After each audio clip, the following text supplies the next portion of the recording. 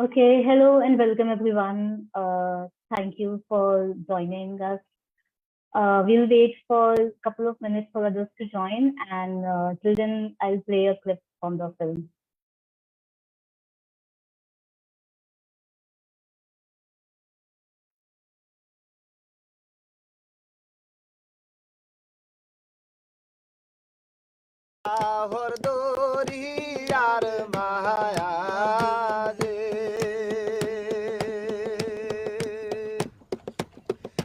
চন্দে বাইশা চলে রে যাবে ভাই নাই বান্ধব নাই রে জল চান্দে কে লইবে কয়া মোর রে দয়াল তুমি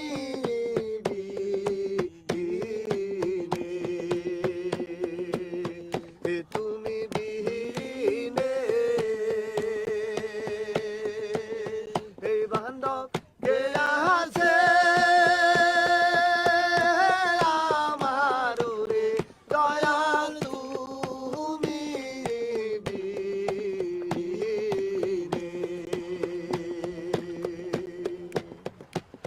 ওই পার হইতে গেলাম রে আমি ওই না যাওয়া নদীর ঘাটে ওই ঘাট মাঝির নাম যা মিনারে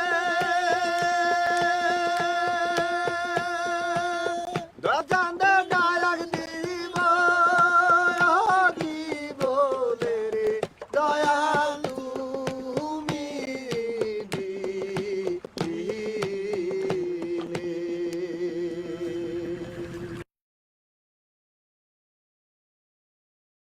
Hello, welcome everyone. I'm Sana Ahmed, and this is Screen Southasia. And this weekend, we had the pleasure to screen Sand and Water by Shaheen Dill-Riaz, which was on the lives and experiences of Choras, the people of Char Islands of Bangladesh. And before we begin, I would like our editor, Roman Gautam, to start with a welcome note. Sana, thank you so much. Alok also. I'll keep it very short. I am not the star of the show here.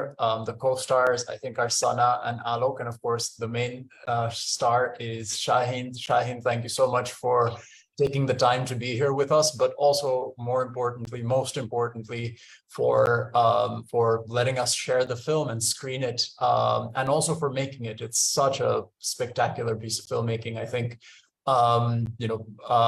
I watched it over the weekend, and the music, especially for me as someone who listens to a lot of music, has stuck in my head. That passage that Sana just played for me was probably the most memorable one in the entire film, but so much else of it as well. Thank you for making such a spectacular film. Thank you for being here with us. To all of you who are joining us for Screen Southasia, thank you for watching. Thank you for joining us for this conversation. Sana, Alok, back to you. Thank you, Roman. I'm going to quickly introduce Shaheen. It's so wonderful to have you here. Shaheen Dill-Riaz was born in Dhaka in 1969. He spent most of his childhood in a small village on the coast of Bay of Bengal until his parents sent him to military academy. Shaheen moved to Berlin in the early 90s to study art history and theatrical science. He later graduated in cinematography from the University of Film and Television Konrad Wolf, Potsdam, Balzburg. Sand and Water, the film we're discussing today, was his graduating film. Now based in Berlin, Shaheen works as an independent filmmaker, director, and writer in Europe and Asia. Almost all his films have been screened, have been released as feature-length documentaries in German movie theaters, and most were broadcast on German national television as well. These include The Happiest People, 2005, the critically acclaimed Iron Eaters, 2008, which we hope to screen at Screen Southasia someday, which earned the renowned Grimme Award. More successful films followed, such as Koran Kinder, 2009, The Networker, 2011, and Distant Future 2015, among others. One of Shaheen's latest films, Bamboo Stories 2019, won the Ram Bahadur Trophy for the best film at Film South Asia 2019 as well. Welcome, Shaheen. Over to you, Sana. Thank you. Thanks, Alok. And to those who have joined us, we're also live on Facebook. So if you would like to participate in the discussion and ask questions directly to Shaheen, you can either send us your question on Zoom chat or Facebook comments, or you can directly ask Shaheen on Zoom and we will pass on the mic. So let's begin. Shaheen, in the beginning of the film, you mentioned that people would refer to you like, don't be a chora. So what does it actually mean, and what led you to want to tell the story of choras? Yeah. First of all, thank you very much for showing the film and inviting me for this conversation. I'm really feel privileged to be in association with Himal, because many of my films have been shown in Himal Film Festival and Film Southasia, and unfortunately I was never be able to be there personally, but for that my films were shown, and I'm really very grateful to have this access through your initiative. And this is also a wonderful chance to be in touch with the audience in such a wide range, and showing this film, most of all, after such a long time as 24 years back that we shot the film. And it's really amazing to see that it still resonates and people feel the importance of this film and the relevance of this film. Yeah, this personal note at the beginning of the film, and I think in the entire film there is a sense that I have a kind of personal relationship to this content, and the thing that I mentioned is a kind of myth that existed, and I think it still exists, about the Chauras, that they are kind of different kind of people, and the hostility that the nature creates in this life, in this avenue, in this landscape, river landscape, has something, of course, to do with these people, or it has an impact on the people. And that's why people think that there must be something special about these people. There are prejudices, of course, because the mainland people always, of course, grab with their interest. They try to settle things when a dispute comes about land, and it's a big issue, the land issue. So the question is, how do the Chauras solve this problem? So there are myths, there are stories that Chauras actually get violent when they want to take possession of a land, piece of land. But it was probably very, very old myth, very, very old stories which existed. But nowadays it is not at all an issue of dispute, because everybody has document and everyone can really even say, this is my piece of land, even if you see only water everywhere. So, but still this social phenomena existed, and the mainland people do think that Chauras are, these are the cliches, Chauras are maybe violent, Chauras are not really quote unquote civilized. And as you can see also in the conversation of the couple, that comes this image of Chauras a little bit in foreground. And of course the vice versa, the Chauras has also their prejudice about the mainland people. And in the conversation in the boat, just before this song that you have shown, was also clear that people do see the mainland people in different eyes, or they have different experience about the habits and characteristics of the mainland people. So these are the things that existed and still exist among the people about the Chauras. That's what I wanted to point it out. But this reference to the childhood was exactly what I heard also, because this misbehave, this rudeness is kind of a brand mark of the Chauras, which is not at all true. I mean, I experienced those people since 2 decades, more than 2 decades. I have also shot another film last year, 2021, and it was really amazing to be there, and this friendly and cooperative and nice people living in this special geographical context. Thank you, Shaheen.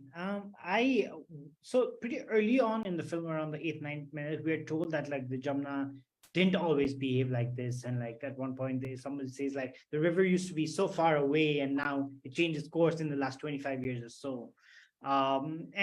So like, do you know, like, could you say a bit more about what possibly led the river to change its course? Well, that's a difficult question because it's really a geographical and very specific question for experts who knows about the river behaviors. But what I heard during my research and during my shooting in all these years, again and again, people who are so-called river engineer and geologists, they all say it's nothing surprising because Jamuna or Brahmaputra itself, the character of this river is like that. It's a flat river, it's not deep, and it moves depending on the water flow, and of course the sediment and the art quality of the particular areas, and it is flowing since centuries in a very flexible way. That means it might change its course or it might moves around on its track, and that's why, as you can see in satellite photos, it's really huge, very wide. And if the water quantity rises and the force of the current rises, then automatically it erodes in both the sides, depending which part it's really having the force and which part is the mud or the earth is soft or do have resistance and try to hit the other side. So this is a typical character of Brahmaputra in entire path, especially after it left Nepal or China and enters India, the flatland, till the Bay of Bengal. So this is a characteristic that existed, and it is not really a specific reason why it is moving uncertain year and devastating some of the parts. But there are, of course, particular reason in some areas, like this river, this bridge that was built, and they had to force the river to flow in a certain anyway. So the reason they used to hear on the spot is these embankments is one of the reasons why it got worse, especially in this area just before the bridge. And also there are some cities like Sirajganj or Bhuapur.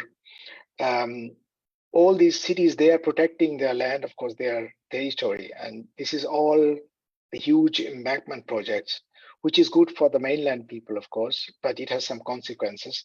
And then the water force try to go in certain different direction and make a branch out of the main river. So this is typical character of Brahmaputra that happens. And the bridge building, embankment building, of course, enhances this character. Shaheen, I will share a clip from a film and then wanted to refer to that while asking the next question. Yeah.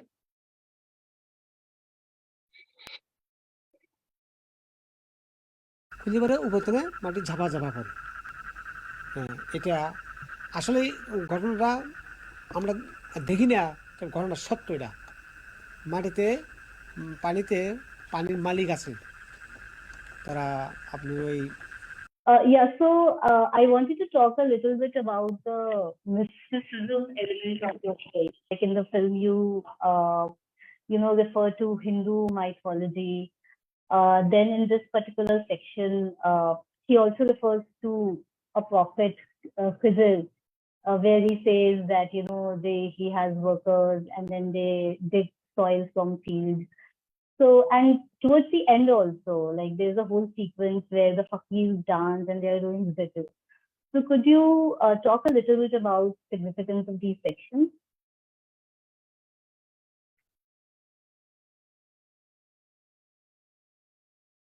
Shaheen, you're muted.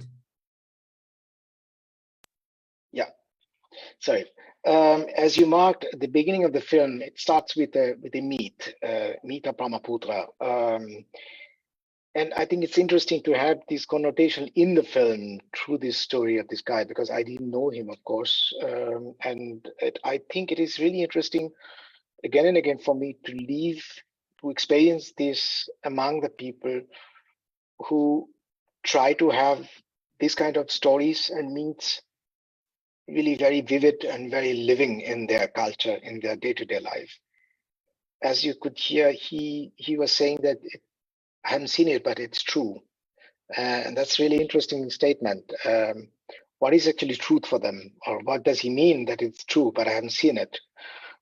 I think these myths and stories, these kind of stories, and also this spirituality that you can feel through the songs that of the fakirs, this is something that exists in many areas, many cultures, and especially people who are very much affected by nature or very much connected to nature. It might be a mountain, it might be sea people, it might be forest, or it might be river. They kind of have the necessity and an art to have an explanation, but it is not a rational explanation. It's a kind of, how does it make sense that we are having these calamities or this fortune or whatever it is? So they make stories out of it, or the story creates, or story emerges. And all these epics, I mean, also the Mahabharata and all these things, I think they are the necessary element of the living culture of these people. And I think this is the main aspect of these stories and of these myths. But to find out scientific explanation for this kind of event that nature take place, they are unable to, or they are not really, they don't have the vast knowledge and possibility like a scientist or whatever. So they have their explanation in these stories, in these myths. And this is something very essential and very utmost part of the reality. It is for us, maybe for the mainland people or people who don't live in this spirituality, kind of, not very serious thing, but for them it is something very serious, and they confront it that way. Thanks, Shaheen. So I would play another clip from the film.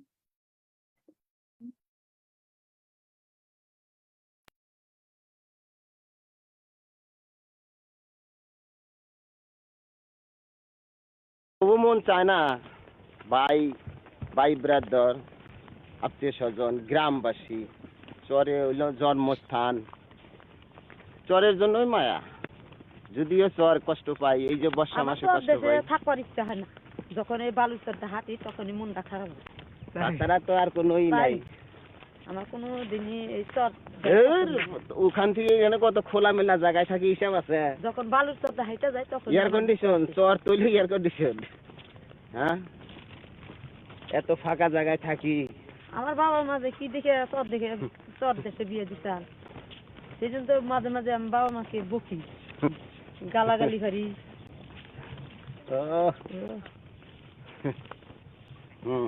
এখন মন একটু একটু বসছে চরের ভিতরে এখন না থেকে কি করি ছেলে মেয়ে থাকতে হয় হ্যাঁ বাধ্য হইয়া নাকি বাধ্যই থাকি আচ্ছা আমাদের বাপের বাড়ি না ভেঙে গেল Thank you, Sana. I really enjoyed that scene. I watched it a couple of times. Some of the Chara people really seem to be, or at least claim to be happy. This is where I want to be. This air conditioning for me, where they are, and But then there are other scenes where it feels like they have also surrendered to the situation, to the river, to the sand, and. Like perhaps they're trying to make the best of a terrible situation and want to be happy when however they can. But why do you think like that sense of resilience in a sense, but also that contradiction that exists? Why do you think that exists, and like what is your analysis of like how they feel about themselves and where they live? Well, I think it is, for me, it's mainland people, if I call myself like that, it's difficult to really grasp the real feeling, how they really feel. I can only speculate, I can only have a kind of impression, speculation about those people, because I observed them quite long time, and I also, as I say, 2021 made another film on this in this area, and I have the impression that the resilience that they have, it is actually nothing unusual. It is also, you can find it in the coastal area, for example, in the mountain area. I think people, on the one hand, surrender to the nature. On the other hand, they actually in a battle with the nature. And this is a kind of balance that they try to maintain in their life, where sometimes they try to conquer the force of the nature, or at least make his space and take his things to survive.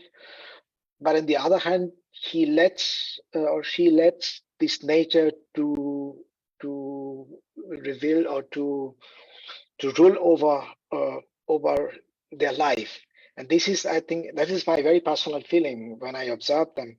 And this is the beauty of this game that they are playing with each other, you know. And it belongs also to these stories, to this explanation, or to this exaggeration of things. For example, he's saying it's wonderful here, it's beautiful, it's comfortable. Partly it is true, but this is not the real, the complete truth.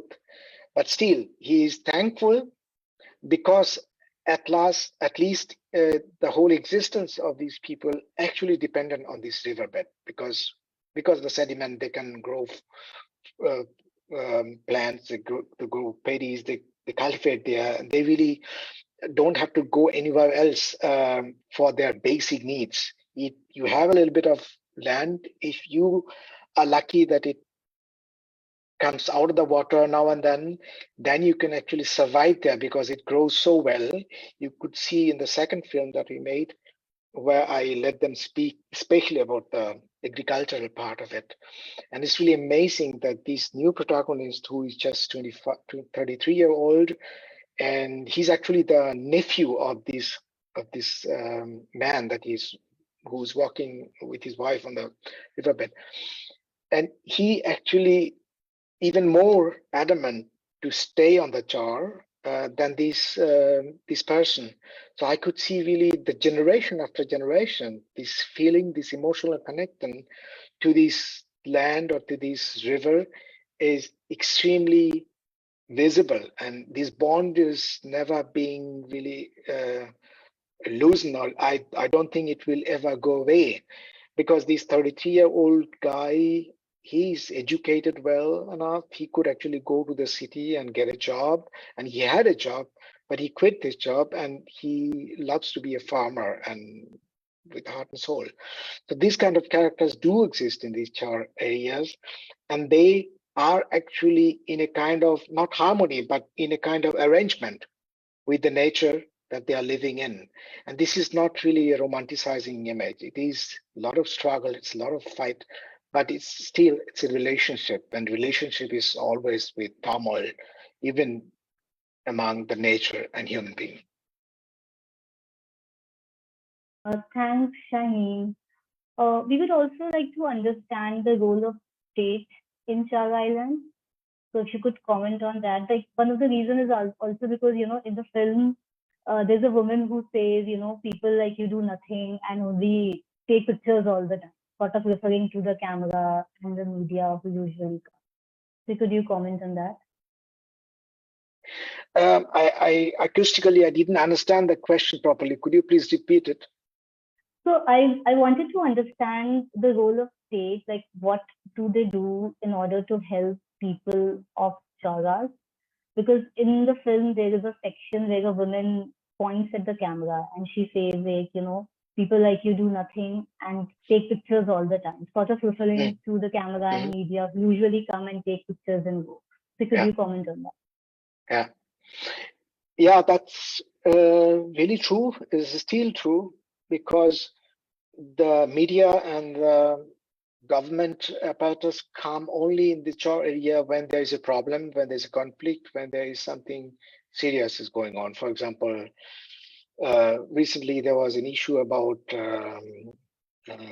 sand grabbing, which was done according to Chauras with the pretext of they want to deepen the river so that it can flow properly, which is really not the real reason, because taking away the sand from the river, especially in Jamuna, that means you actually taking away the land of these people, because this is not only sand that just randomly lying there. It is the earth that will be cultivated after the water is gone, and the government just ignored it, and they implemented or partly implemented their idea. And we know through the research that actually the main reason why they dig around in Jamuna is basically as a huge syndicate who are selling this sand for construction purpose. So the real issues that are being taken care or should be taken care are actually the people themselves. They are taking care. The only thing that the government does regularly is collect the taxes, because even if the land are underwater, they have their document. They always have to pay tax. Otherwise, the government will seize those land. And recently, a weird idea came to ensure electric supply on the chores, which is for many people not really understandable, because it is dangerous to bring direct electric line on the chore, because it's middle of the river and it can erode anytime. There is no guarantee, and it will be really dangerous to have this high voltage cable in the water, and nobody can guarantee it. But the initiative has been done and the pillars are already there, but the electricity is not running yet properly, or not the entire area. But the other solution could be actually the solar energies, which is very, very effective for the Chauras. They privately managed to buy these solar panels, and they can live with these power sources very well. But for these kind of things, there are not that much support from the government. So it's really not clear whether they want to want these people having a better life with some facilities that would be really effective for them. But when the flood comes and the relief material has to be distributed, then the government or the NGOs come there and distribute some help and support. But for a long-term solutions of some problems, some things that should be taken care, it's not enough help from the state. That's pretty sure.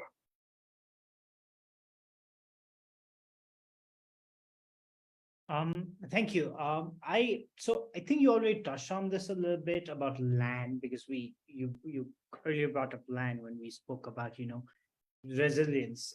But there is this idea of inheritance, and people do talk about inheritance of land and ownership of land in the film. And many have lost parts of their land, but they come back when the water recedes, like you also mentioned earlier.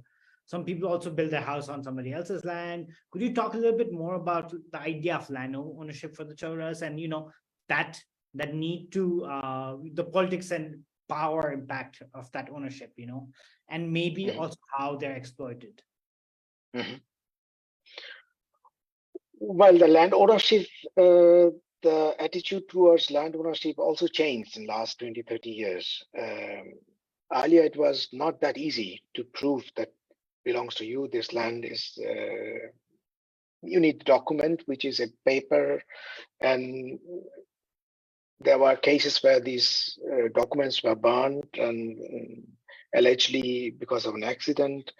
But then later came out then that was deliberately done. So these kind of things happen, and that was really vulnerable. But nowadays it's all digitized. You can really have this document somewhere. If you want, you can collect it, and you can prove that your land is there, or the ownership could be handed over to the next generation. This is not a problem anymore. But earlier it was much more difficult. And on the other hand, there was also not a big issue about owning the land 20, 30 years back. people were more flexible. I mean, there were enough land there, and people were not that scary about losing the ownership. For example, if you allow some person who's not belong to your family and his house is demolished by the river erosion, so the family could build a house there, and it is possible. But the scary thing nowadays is people think that if you let him stay too long, he might claim that this is his own land. And there's also some laws that would allow it, which is of course have its reason. But I think this context of human relationship that has changed. This trust that I will allow my neighbor to stay in my land is not that secured anymore. People are scary, and that's why they try to avoid it, or they try to not so easily allow somebody to stay there. I could observe during my last shooting this kind of sensitivity that growed. And there's also a tendency of selling the land. That means selling the sand, they just grab the sand out of it and sell it. It's also a development in the mainland that many farmers don't see any point of cultivating anymore, because he can sell the mud of this land and get a huge amount of money, at least for next 2 years. He will probably not be able to cultivate on this land, but he can have a good amount of money just to selling this mud out of this land. So these kind of tendencies grew, and the relationship to the land ownership and dealing with it among the people has changed a lot. That's my personal observation recently. Thanks, Shaheen. In one of there was a research paper basically on your film. There's another a tale of Sundarbans and Fulbari, like 3 films from Bangladesh. So if there was a quote by you where you say that you don't consider sand and water in the category of environment documentary. So could you please elaborate that? Well, I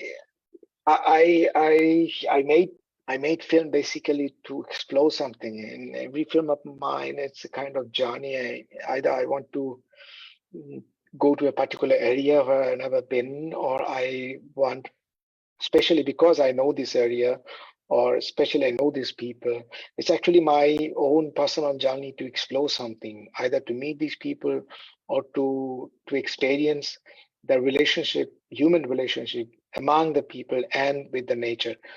But nature is always there. I mean, human being is also part of nature. So I never actually considered this journey to be specifically exploring environmental film in that sense. I mean, 20 years back, it has also a different definition than today. On that context, I used to say that it's not a typical environmental film. I actually wanted to make a film because I was personally interested to know about these people, how they live, and actually spend time with them. And I always try to emphasize that actually my personal gain from this adventure of making a film is huge for my own life. And I get 90% of it for my personal private experience, and the 10% I can probably put it in the film. So that's a huge privilege for me. And you can call this film whatever you like, environmental film or anthropological film or film about the working world. Some people think that I always come again and again in a sphere of working people who are working in the nature or with the nature or against the nature.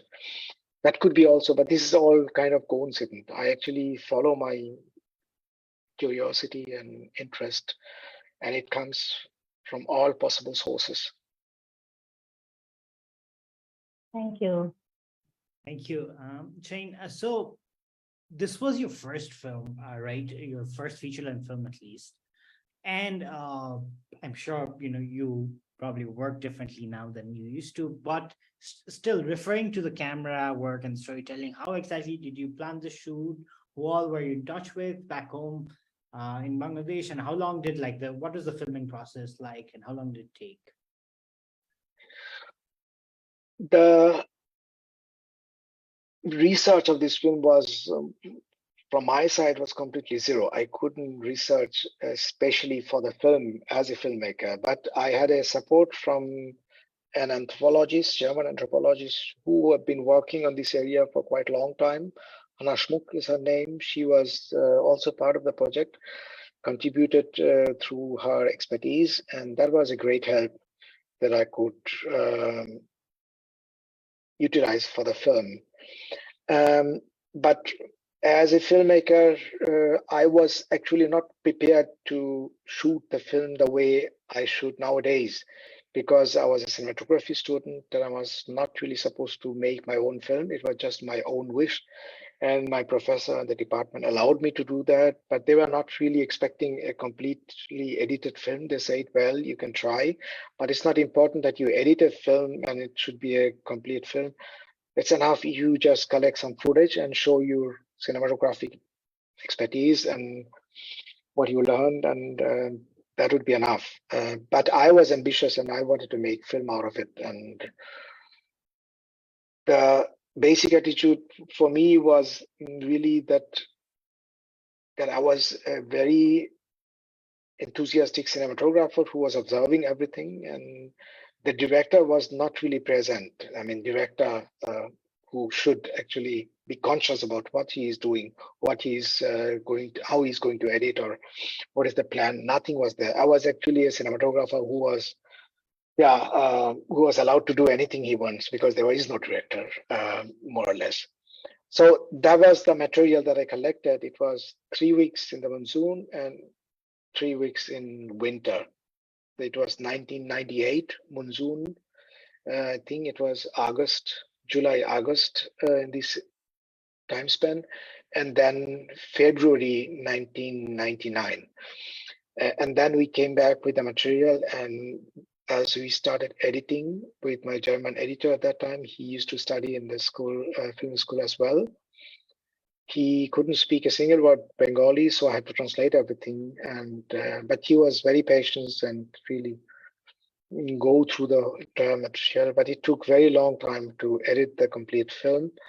And during the editing, I could feel that that was really not very clever to shoot just randomly.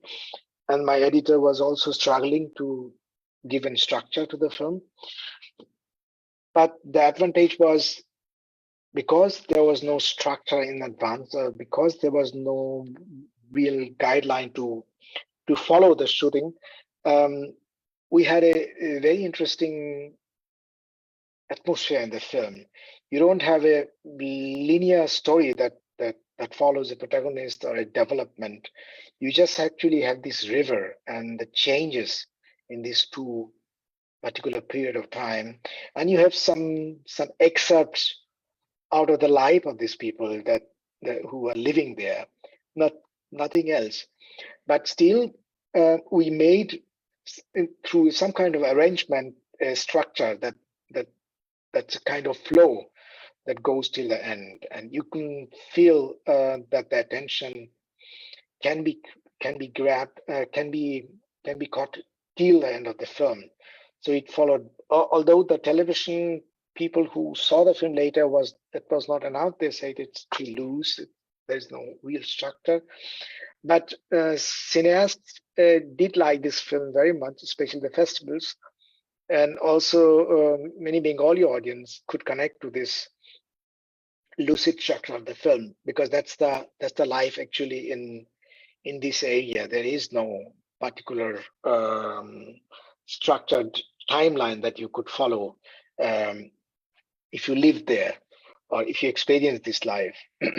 So that's why it was kind of adaptable, compatible with the experience of the people, but it was not a kind of narrative structure that normally I have in my later works. And it took in total 4 years to finish the film. Oh, wow. But with gaps, because in the during time we shot another other films. My editor had to do other jobs as well, so it was very slow, the work. In the film, like we also showed in the beginning of the session, we included that song, and then that person also talks about that when he visits from a char to char, he talks about found songs which he picks up when he visits different places.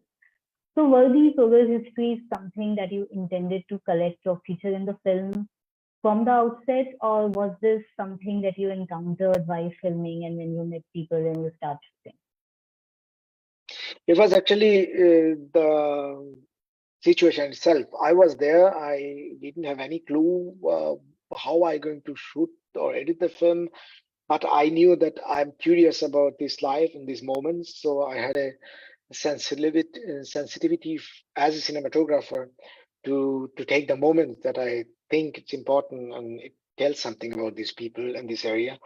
That was the only criteria that I had. So I was collecting material, and through this attitude, it came, I think, 35 hours of material all together, winter and monsoon, and we made the film out of it. So this collection tendencies came actually out of necessity, out of the situation that I was in. Thank you, Shane. You mentioned a new film on the Char and the Chora people that you made just a few years ago in 2019. So could you tell us a little bit about that film and also your experience going back there and making that film? Yeah. This time the film was commissioned by Arte ZDF, and they have a series of particular documentaries under the name of Wonder of the World. It's a kind of exaggerated name that actually focuses on some particular areas where people live a kind of unusual life. It could be nature condition. It could be also just the lifestyle of those people.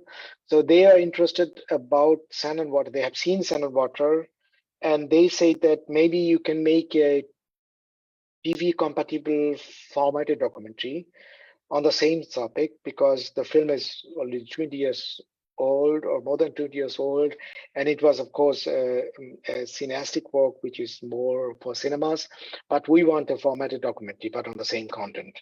And you have to follow the standards that we have in the format. So I think it's an interesting approach, and I never did something like that, but I wanted to try. I must say I don't like it that much because of this text. Always they want explanation, they want information, and less observation and less personal. I mean, not at all personal. It shouldn't be at all present in the film. And that's the way I had to do this film, and we were shooting in 2021 and monsoon 2021, and then beginning of 2022. And I went exactly the same area, but this Rulipara, this village was completely gone. I mean, the people came to another place because the whole area that we shot in sand and water was not exist anymore on this spot. But the people were, some people moved to the mainland, some people are still living there.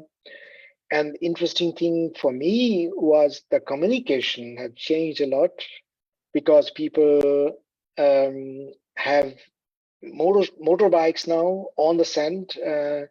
They have solar energies for running television, fridge, and everything. I mean, they can do actually anything.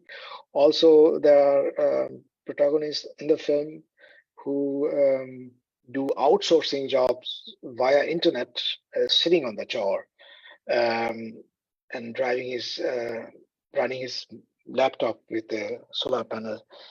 And the electric connections is going on. I mean, the electric supply, at least initiated by the government. So people are not that isolated anymore that they were in the 90s or beginning of 2000. And now they are really very much connected to the mainland. it is not an issue anymore to, for example, get people to the mainland or people coming to the shores. It is still, of course, a struggle, depending on how much water you have on the river, or how much dry sand you have on the surface. And the agriculture hadn't changed that much, because people are doing like they always did, trying to cope with the rhythm of the river. And interesting thing was, this time we didn't have flooding experience that much.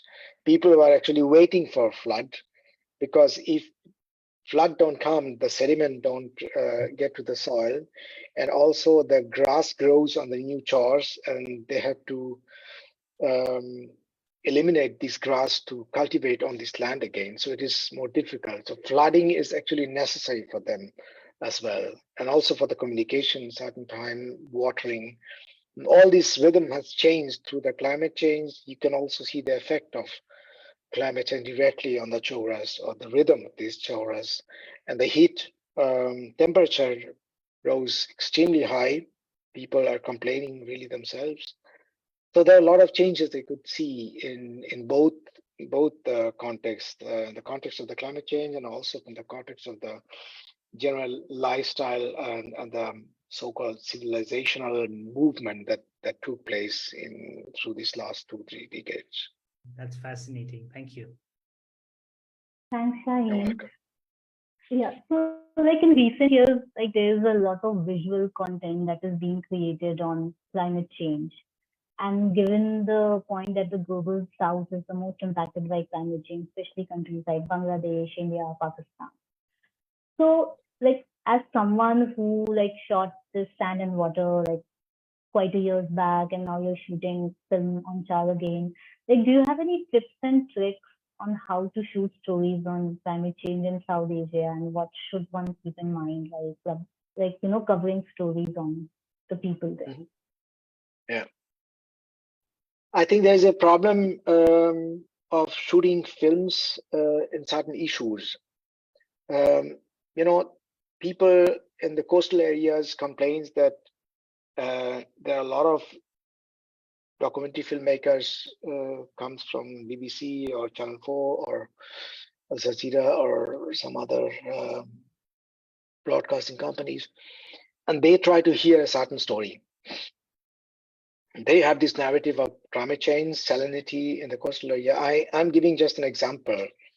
And the people said, I was in Sundarban, I was in coastal area, I was looking for other things, but they told me that, the situation is here, salinity is one problem, but more difficult problem is the industrialization of shrimps, of this spawn culture that rose in 80s, and it got really devastated entire area.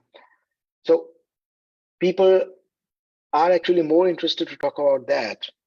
But since the project or the commissioned work comes from these broadcasters, and they want to actually cover the story on the context of climate change, they don't want to hear those things. They want to hear, actually, this is the climate change, the reason that spoiled our soil, and as a farmer I cannot survive anymore. But the farmers themselves would actually also want to say that it's the industrialization that is going on there. This whole huge range of prawn industry that is growing there from the 80s actually changed the entire scenario, entire life of those people. So there is a problem that people come there with a narrative. They want to actually hear the things that they need to cover the story. This is one problem. The other problem is people are scary to talk about certain things because of power structure on the spot. Even in the char areas, people were scary about talking against this electrification that the government were running there, or the river embankment, or grabbing the sand from the river. All these issues is always a problem to talk with the protagonists openly. But I think it is important to bypass these kind of direct issues and direct narratives. I think if we concentrate on the life of the people, and if you observe them, you can automatically see what's really happening. You don't need to blame anybody directly.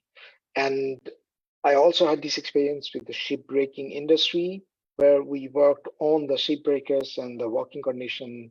There's also this environmental issue, of course, and but we never talk about this in the film. But still, the film was awarded several times in environmental festivals because of its environmental aspect of the film. But we never talked and spoke about it in the film.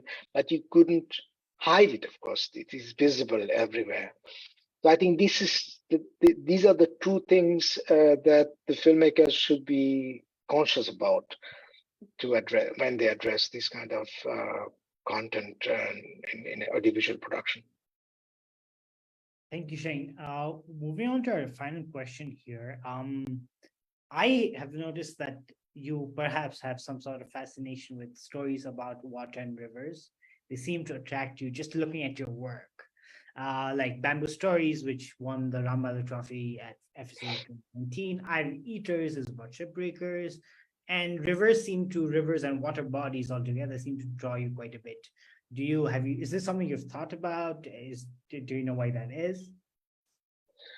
Well, I think it was not very conscious at the beginning, but I am like all the Bengalis, especially people living in this delta. We are influenced by water, river, our food habit, our cultural base is actually nourished by river landscape. Even if we don't live close to the river is always there, and the effect of the river is there. The sea, of course, also. So I think it is automatically part of our life. We are not really conscious about how deep it's rooted in our culture. And I think it is a sign that it comes automatically, exposes automatically, either in literature or in paintings or whatever you do in art form, even in architecture, that will reflect the core of our living condition here in this delta. And I think I'm not exception to that. But of course, through these several works, again and again, I came to river back or to water back again and again. But I was not really intentionally looking for topics that has to do something with water. It's just a lot of coincidence. But anyway, what is a coincidence? Okay, thank you so much, Shane. You're welcome. It was a pleasure. Yeah, so with that we'll end our session. Thank you everybody who joined in, and thank you, Shaheen, for giving us your time and agreeing for the session. A recording of this session will be uploaded on our YouTube channel and on the website as well. And we'll soon announce our next film for August edition for Screen Southasia. So stay tuned for that. And thank you, everyone. Thank you, everyone. Thank you all. Thank you so much. And what's the other film that was published by Deutsche Welle? The Chauras. Oh yes, please do watch the other film on the Chaura that Shaheen has made that released in 2022. Thank you. Thank you so much. Thank you so much. Bye bye. All the best. Bye bye.